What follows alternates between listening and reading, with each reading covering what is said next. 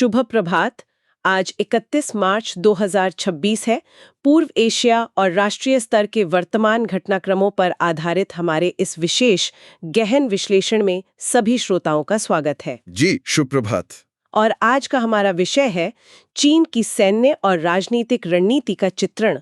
हमारा मुख्य ध्यान पूर्व एशिया के क्षेत्र पर रहेगा। बिल्कुल, और इस विश्लेषण का मुख्य उद्देश्य वर्तमान भू राजनीतिक गतिविधियों को पूरी स्पष्टता के साथ प्रस्तुत करना है, मतलब बिना किसी सनसनी के। सही कहा। हम केवल तथ्यों, कूटनीतिक चालों और रणनीतिक निर्णयों का पूरी तटस्थता से मूल्यांकन करेंगे। लेकिन तथ्यों की ओर बढ़ने से पहले ये बताना आवश्यक है कि इस कार्यक्रम के प्रायोजक प्रोवेव एआई हैं। हाँ, और ये पूरा विश्लेषण स्टाइलो न्यूज द्वारा जनरेट किया गया है, जो कि एक अत्यंत उन्नत एआई संचालित समाचार एप्लीकेशन है। देखिए, स्टाइलो न्यूज कोई साधारण ऐप नहीं है।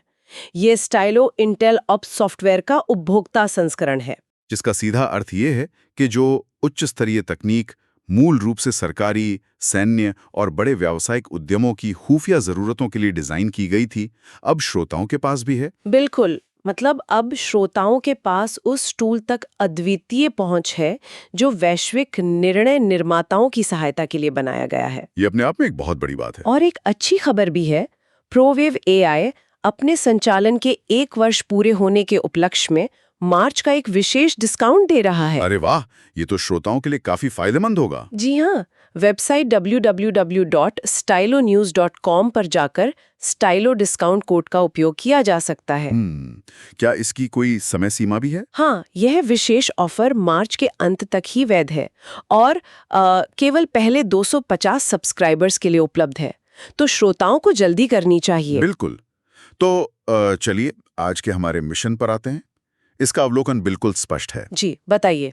मेज पर पिछले 2 हफ्तों यानी 10 मार्च से 27 मार्च 2026 तक के खुफिया अनुमान, कूटनीतिक रिपोर्ट्स और सैन्य डेटा का एक बड़ा संकलन मौजूद है।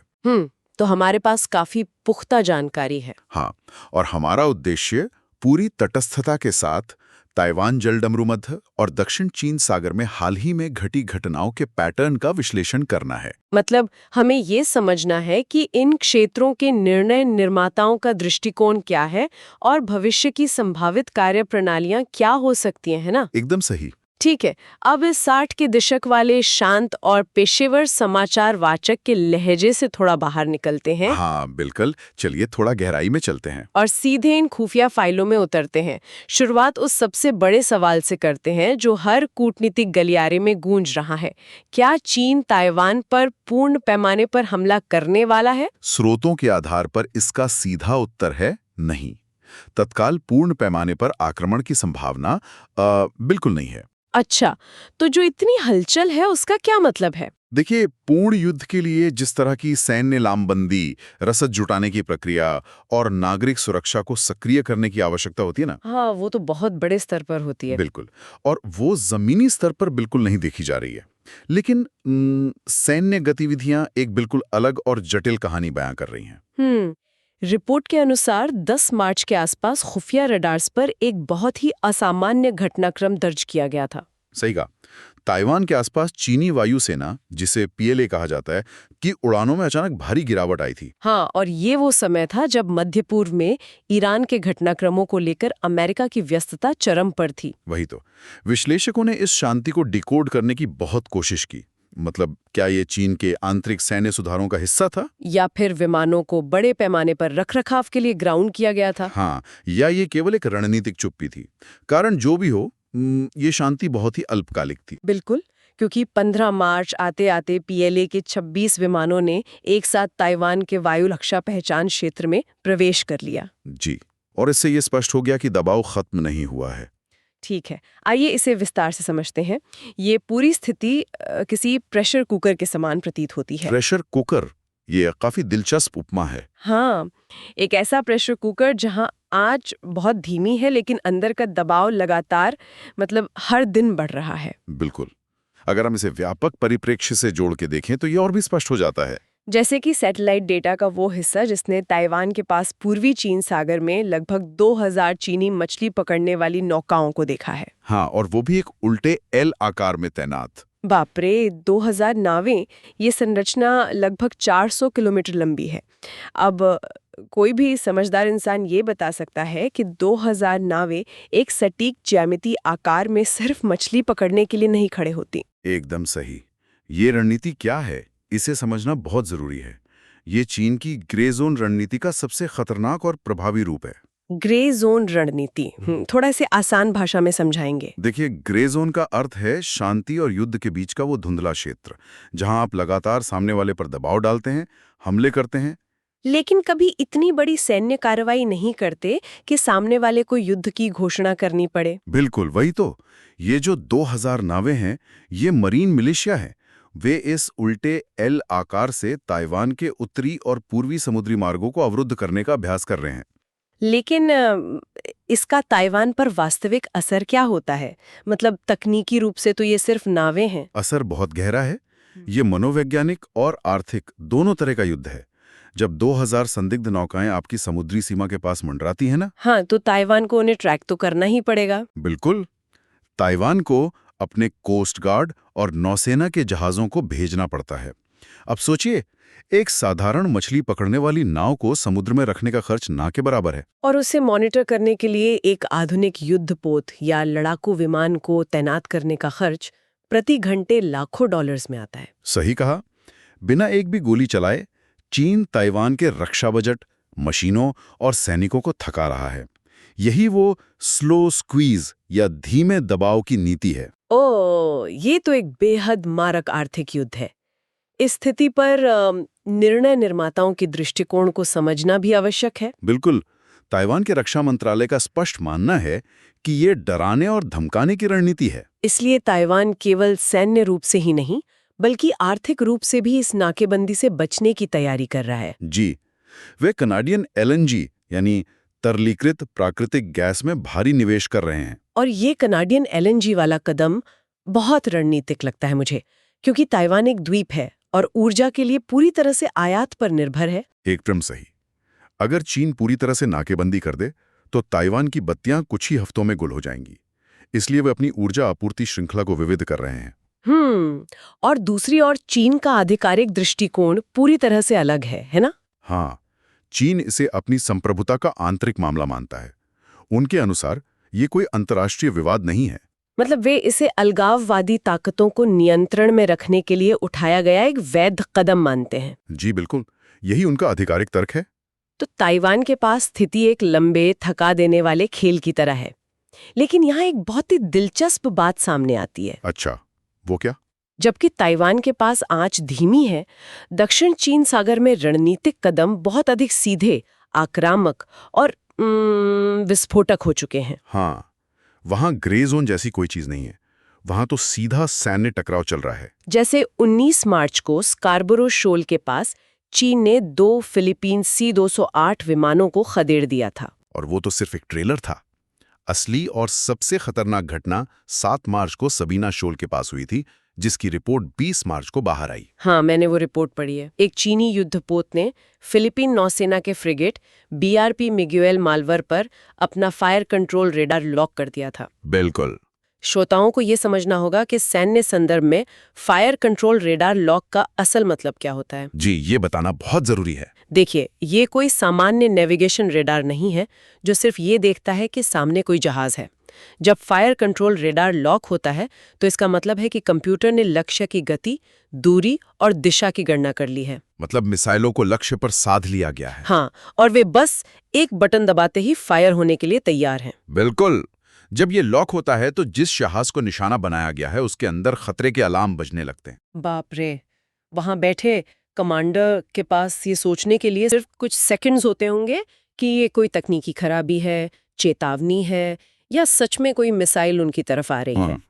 ये नौसैनिक युद्ध में किसी के सिर पर भरी हुई बंदूक तानने और ट्रिगर पे उंगली रखने के बराबर है। एक छोटी सी गलती, एक घबराहट में लिया गया निर्णय, और दोनों देशों के बीच पूर्ण युद्ध शुरू हो सकता है। एकदम सही। और फिलीपींस ने इस उकसावे को हल्के में नहीं लिया है। उनकी प्रतिक्रिया बेहद आक्रामक रही है। हाँ, फिलीपींस ने उत्तरी ल्यूजोन में भारत से प्राप्त ब्रह्मोस सुपरसोनिक एंटी शिप मिसाइलें तैनात कर दी हैं। और ये भूगोल का एक बहुत ही शानदार खेल है। उत्तरी लुजोन वो जगह है जहां से लुजोन जलडमरू मध्य शुरू होता है। ये वही तंग रास्ता है ना जहां से चीनी नौसेना को खुले प्रशांत महासागर में जाना पड़ता है। जी हाँ, ब्रह्मोस मिसाइलें तैनात करके फिलीपींस ने उस पूरे दरवाजे को अपनी मारक क्षमता के अंदर ले लिया है। वाह, ये तो बहुत बड़ा रणनीतिक पलटवार है। इसके साथ ही फिलीपींस ने एक बड़े काउंटर इंटेलिजेंस ऑपरेशन में 3 स्थानीय नागरिकों को भी गिरफ्तार किया है। हाँ, जो चीन के लिए जासूसी कर रहे थे। ये दिखाता है कि जमीनी और कूटनीतिक दोनों मोर्चों पर तनाव कितना गहरा है। और चीन का इस सब पर क्या कहना है? चीन का आधिकारिक रुख ये है कि वह 2016 के अंतर्राष्ट्रीय मध्यस्थता फैसले को पूरी तरह से खारिज करता है। आहा, वही फैसला जिसने उसके दावों को अमान्य कर दिया था। बिल्कुल।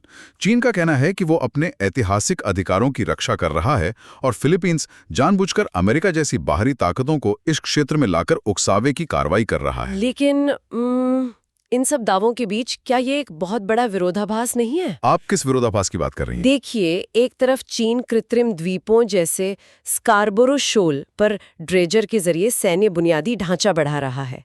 सैटेलाइट्स ने वहां 20 से अधिक ड्रेजर को समुद्र में मिट्टी डालते और रनवे बनाते देखा है। हाँ, ये तो जग जाहिर है। और ठीक उसी समय चीन आसियान देशों के साथ दक्षिण चीन सागर के लिए कोड ऑफ कंडक्ट यानी आचार संहिता पर कूटनीतिक बातचीत की मेज पर भी बैठा है।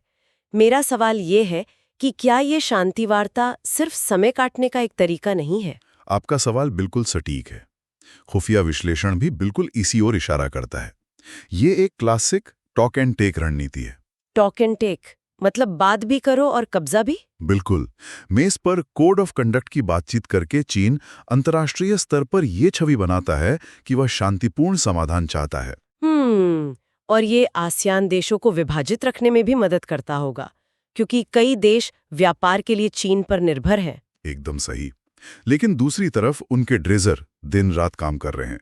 जब तक कूटनीतिक रूप से कोई आचार संहिता लागू होगी, तब तक चीन उन द्वीपों पर इतनी मिसाइलें और रडार तैनात कर चुका होगा कि वो डी फैक्टो या वास्तविक नियंत्रण स्थापित कर लेगा। वही तो। और तब उस निर्माण को हटाना लगभग असंभव हो जाएगा। यह तो बहुत ही चिंताजनक है। और ये क्षेत्रीय विवाद अब केवल पूर्व एशिया तक सीमित नहीं रह गए हैं। बिल्कुल नहीं। वैश्विक शक्तियों के शतरंज की बिसात पूरी तरह से बदल रही है, जिसका सीधा असर इस क्षेत्र के शक्ति संतुलन पर पड़ रहा है। हाल ही की सबसे बड़ी सामरिक गतिविधि यह रही कि अमेरिका ने अपने विमान वाहक पोत यूएसएस लिंकन को पश्चिमी प्रशांत क्षेत्र से हटा लिया है। हाँ, और उसे मध्य पूर्व में ईरान के खिलाफ अभियानों के लिए भेज दिया है। और शक्ति का ये शून्य बहुत लंबे समय तक खाली नहीं रहता है ना? बिल्कुल नहीं। अमेरिका के ध्यान बंटने के कारण इस शून्य को भरने के लिए जापान ने एक ऐतिहासिक कदम उठाया है। जापान? लेकिन द्वितीय विश्व युद्ध के बाद से जापान की सैन्य नीति तो हमेशा शांतिवादी रही है। जी, लेकिन अब स्थिति बदल रही है। पहली बार जापान ने अपने आत्मरक्षा बलों यानी एसडीएफ को फिलीपींस में बालिकातान संयुक्त सैन्य अभ्यास के लिए भेजा है। अच्छा, ये तो सच में एक बहुत बड़ा बदलाव है। इतना ही नहीं, जापान ने अपने क्यूशू क्षेत्र में नई मिसाइलें भी तैनात की हैं। इसका मतलब है कि जापान समझ चुका है कि अगर ताइवान या फिलीपींस पर संकट आता है तो अगला नंबर उनका ही होगा। एकदम सही। लेकिन यहाँ सबसे रोचक पहलू कुछ और ही है।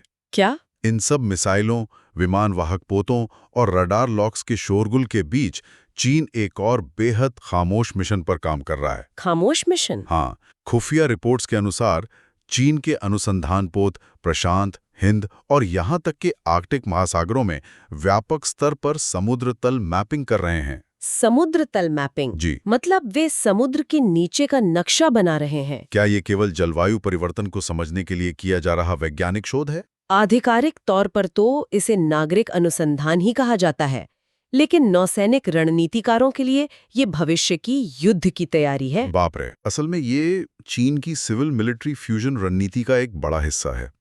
समुद्र के नीचे पनडुब्बी युद्ध या सबमरीन वॉरफेयर पूरी तरह से इस बात पर निर्भर करता है कि आप समुद्र के वातावरण को कितना समझते हैं।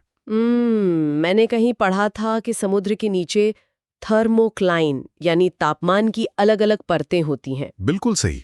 इसे थोड़ा और सरल करते हैं। पानी के अंदर अलग-अलग तापमान और खारेपन की परतों के कारण ध्वनि तरंगें मुड़ जाती हैं, है ना? ठीक वैसे ही जैसे शीशे से गुजरते हुए रोशनी मुड़ती है। अरे वाह, ये बिल्कुल सही उपमा है। अगर चीन के पास समुद्र के चप्पे चप्पे का सटीक नक्शा है, तापमान और खारेपन का डेटा है, तो उनकी परमाणु पनडुब्बियां समुद्र के उन हिस्सों में छिप सकती हैं जहां अमेरिकी या जापानी सोनार की ध्वनि तरंगें उन तक पहुंच ही नहीं पाएंगी। वही तो, वे बिना किसी की नजर में आए दुश्मन के बेहद करीब पहुंच सकते हैं।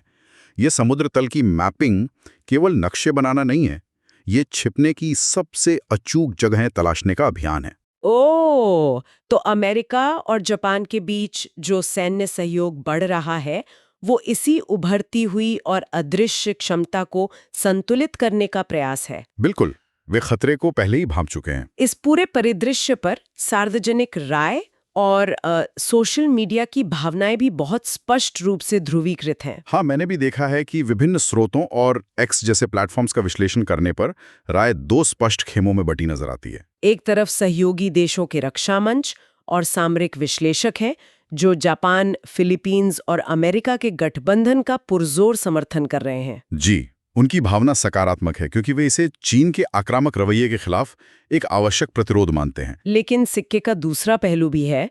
कई अंतर्राष्ट्रीय संस्थाएं, संयुक्त राष्ट्र से जुड़े कुछ संगठन और आम नागरिकों का एक बड़ा वर्ग इस बढ़ते सैन्यीकरण से बहुत चिंतित है।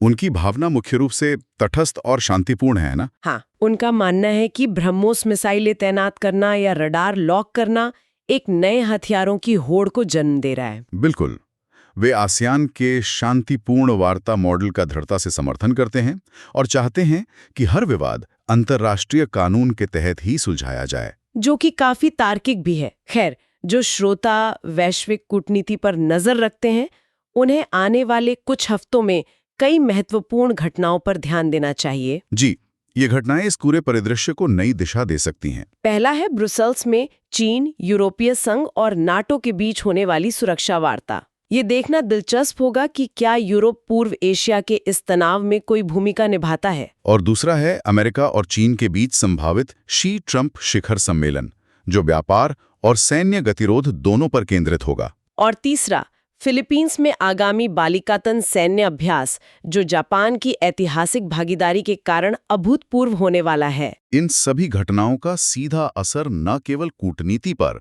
बल्कि वैश्विक आपूर्ति श्रृंखला पर भी पड़ेगा। अगर ताइवान या दक्षिण चीन सागर में कोई भी रुकावट आती है, तो दुनिया भर में सेमीकंडक्टर्स और इलेक्ट्रॉनिक्स की आपूर्ति कुछ ही दिनों में ठप पड़ सकती है। बिल्कुल, तो स्थिति काफी नाजुक है। तो इस सब का असल मतलब क्या है? हम सभी का ध्यान अक्सर उन चीजों पर होता है जो हमें स्पष्ट दिखाई देती हैं। जैसे आसमान में गड़गड़ाते लड़ाकू विमान या स्क्रीन पर फ्लैश होते रडार लॉक। हाँ, और लुजॉन जलडमरू मध्य की ओर मुंह किए खड़ी सुपरसोनिक मिसाइलें। लेकिन क्या भविष्य के युद्ध का असली और सबसे मुख्य मोर्चा समुद्र की वो गहरी काली तलहटी होगी जिसका चीन आज खामोशी से नक्शा बना रहा है? ये वास्तव में एक रोंगटे खड़े कर देने वाला विचार है। क्या असली शक्ति संतुलन किसी कूटनीतिक मेज पर नहीं बल्कि पानी के हजारों फीट नीचे तय किया जा रहा है? ये एक ऐसा सवाल है जिस पर हम सभी को गंभीरता से सोचने की आवश्यकता है, क्योंकि सतह के नीचे की ये हलचल सतह के ऊपर के किसी भी युद्ध से अधिक निर्णायक हो सकती है। ये निश्चित रूप से भविष्य की भू राजनीति का सबसे गहरा और सबसे कम समझा गया पहलू है। बिल्कुल। यदि श्रोता इसी तरह दुनिया भर के सैकड़ों पारंपरिक समाचार स्रोतों, जटिल खुफिया रिपोर्ट्स और सोशल मीडिया प्लेटफॉर्म से सीधे निकाले गई व्यक्तिगत खुफिया ब्रीफिंग प्राप्त करना चाहते हैं, तो स्टाइलो न्यूज़ एक बेहतरीन समाधान है। हाँ, ये महज एक न्यूज़ ऐप नहीं है, बल्कि एक ऐसा टूल है जो जानकारी के इस अथाह समंदर से सबसे महत्वपूर्ण पैटर्न्स खोज कर लाता है। और ये मोबाइल और कंप्यूटर दोनों के लिए आसानी से उपलब्ध है। श्रोताओं को www.stylonews.com पर जाकर इस AI powered on demand news platform के लिए सब्सक्राइब करना चाहिए। ये वैश्विक घटनाओं के बीच छिपे उन कनेक्शनों को समझने में मदद करता है जो अक्सर मुख्य धारा के खबरों में छूट जाते हैं।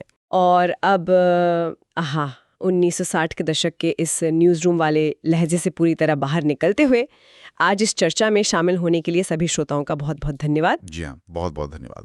ये विश्लेषण करना जितना हमारे लिए दिलचस्प था, हमें उम्मीद है कि इसे सुनना श्रोताओं के लिए भी उतना ही ज्ञानवर्धक रहा होगा। इसमें कोई शक नहीं, इतनी सारी अलग अलग कूटनीतिक और सैन्य घटनाओं के बीच से एक स्पष्ट तस्वीर उकेरना हमेशा एक शानदार अनुभव होता है। बिल्कुल।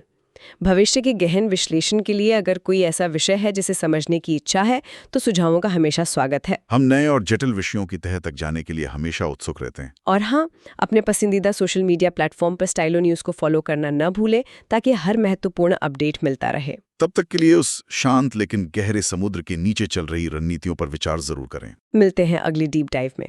अलविदा।